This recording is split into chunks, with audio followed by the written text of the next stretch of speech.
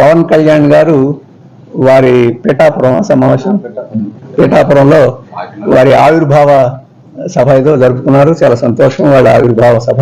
కానీ ఆవిర్భావ సభలో ఆయన ప్రసంగం చాలా విచిత్రంగా ఉంది.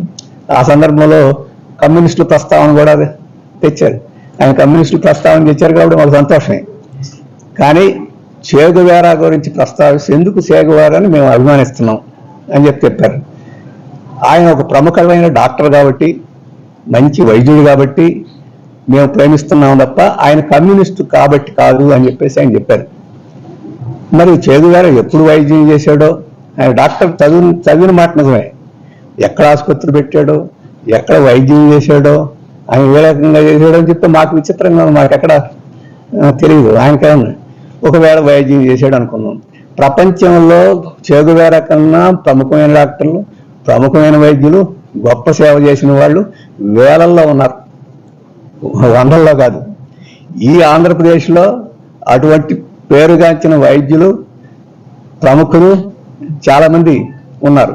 లేదు ఒకవేళ కమ్యూనిస్టే అనుకుంటే పుచ్చలపల్లి సుందరయ్య గారి తమ్ముడు రామచంద్రారెడ్డి అని పీపుల్స్ పాలిటిక్స్ పెట్టి ఆయన 100 ఎకరాలు ఉంటే ఆస్తి అంతా అమ్మేసి ఆసుపత్రి పెట్టి రూపాయికి ఎక్స్రే చేసి ఇప్పటికీ హాస్పిటల్ 100 మంది డాక్టర్లతో ఇప్పుడు నడుస్తూ ఉంది. ఇట్లాంటి వాళ్ళు అందరూ ఉన్నారు.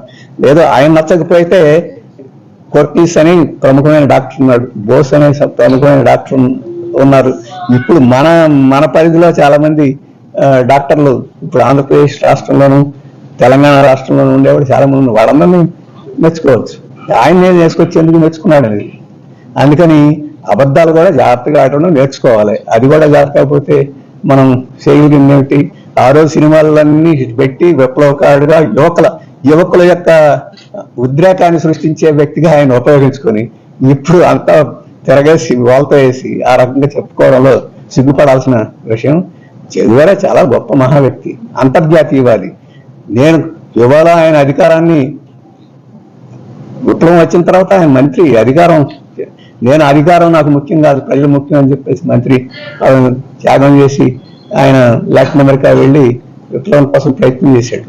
అది ఆయన గొప్పతనం. దాన్ని చూసి మెచ్చుకున్నానంటే అర్థం ఉంటుంది. ఈ రకంగా చెప్పుకోవడంలో ఉపయోగం